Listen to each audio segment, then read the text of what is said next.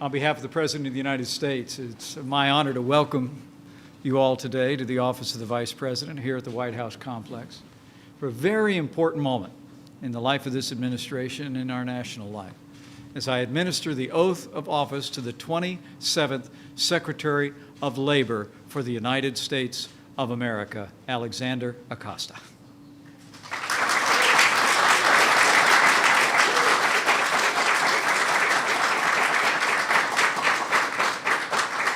We're fortunate to be joined today by his father, Rene, his wife, Jan, and their beautiful and charming daughters, Dahlia and Rosie. Would you welcome them as well?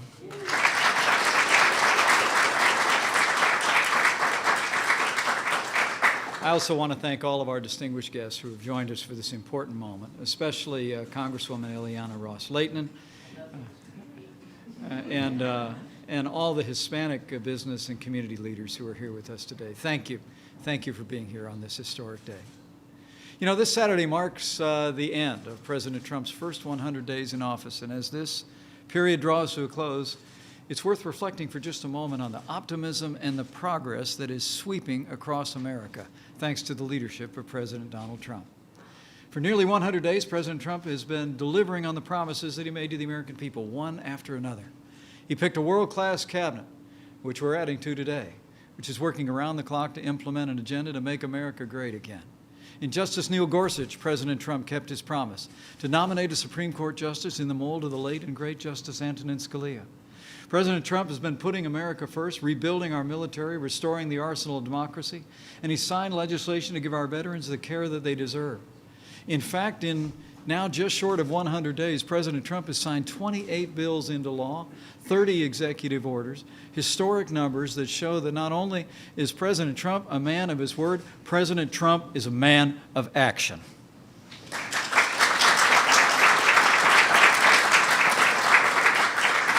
And since day one, the President has taken decisive action to get our economy moving again and restore opportunity and prosperity for every American family.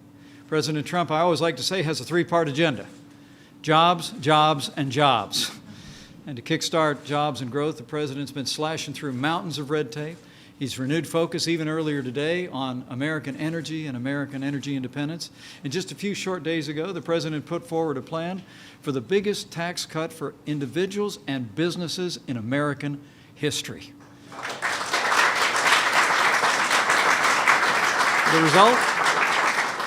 More than 500,000 new jobs have been created so far this year. Small business confidence has skyrocketed to its highest level in decades, and for manufacturers, the highest level in 2 decades.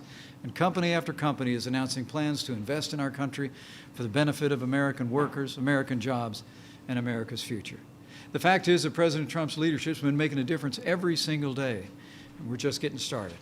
And with our new Secretary of Labor, Alex Acosta, the President and I are confident that we will accomplish even more for working Americans and job creators all across this nation.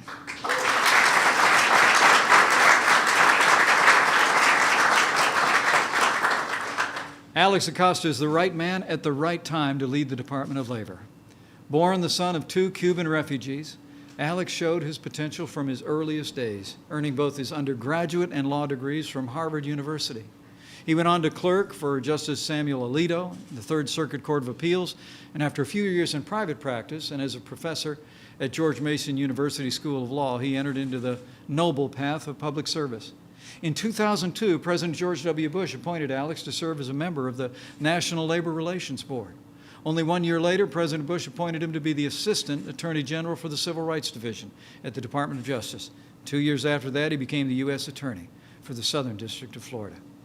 Alex, I know you've tried to retire from public service more than once. In 2009, you did it when you became Dean of Florida International University College of Law.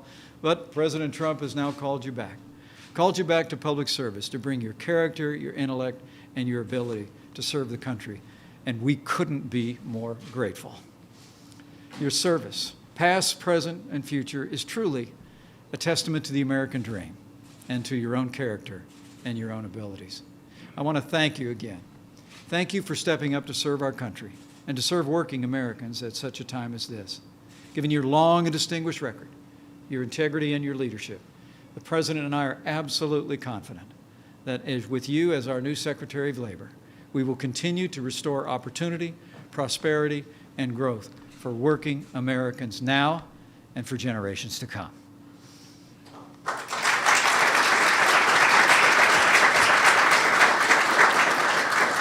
And so, on behalf of President Trump, it is my great privilege to administer to you the oath of office. So step aside and we'll make it official.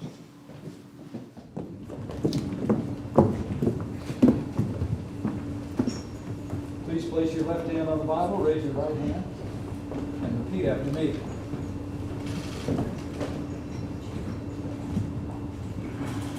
I, Alexander Acosta, do solemnly swear I, Alexander Acosta, do solemnly swear that I will support and defend the Constitution of the United States that I will support and defend the Constitution of the United States against all enemies, foreign and domestic, against all enemies, foreign and domestic, that I will bear true faith and allegiance to the same, that I will bear true faith and allegiance to the same, that I take this obligation freely, that I take this obligation freely, without any mental reservation without any mental reservation or purpose of evasion, or purpose of evasion, and that I will well and faithfully discharge the duties and that I will well and faithfully discharge the duties of the office upon which I am about to enter. of the office upon which I am about to enter. So help me God.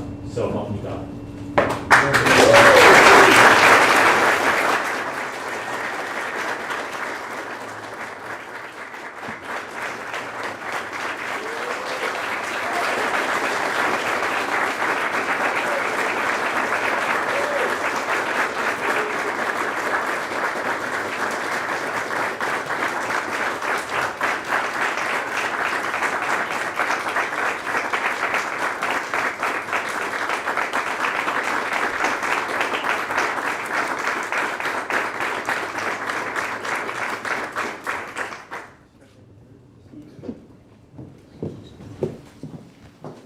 Make sure your papers are unmolested. Okay.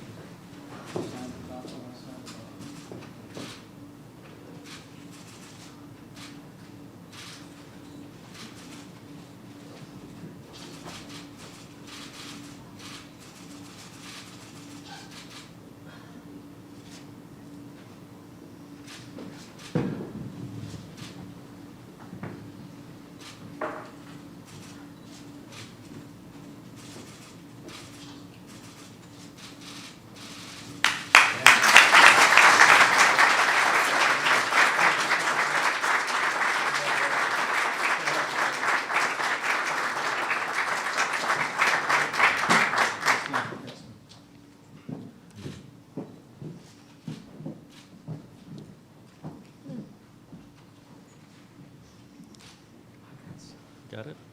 Okay, there we go. I want to thank President Trump, Vice President Pence, and the members of the Senate for the privilege of serving as Secretary of Labor. I want to thank my wife, Jan. Her unyielding support and her heartfelt love means the world to me.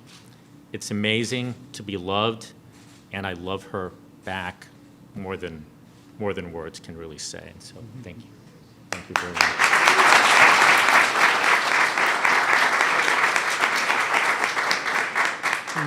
My daughters, Delia and Rosalia, are amazing.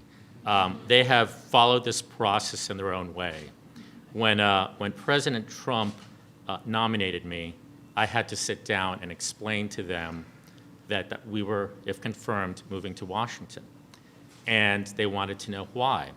And so I sort of took a pause, and I tried to explain what being Secretary of Labor means in words that a 4- and then 6-year-old could understand. And this is what I said. I said, Daddy helps his students find good jobs. And so the president has asked Daddy to help people all over America find good jobs too.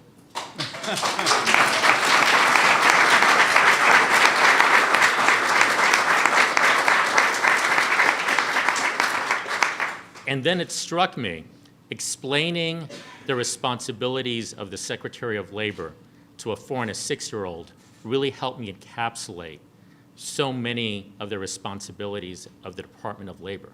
Because, as Vice President said, it is about finding and helping and supporting jobs and job growth. My parents fled a Cuban dictatorship in search of freedom. They met in high school, they fell in love, and they married young. Neither attended college. What an amazing nation this is, that the son of refugees who forewent an education to support a family could be standing here in this room taking this oath administered by the Vice President of the United States. That is what America is about.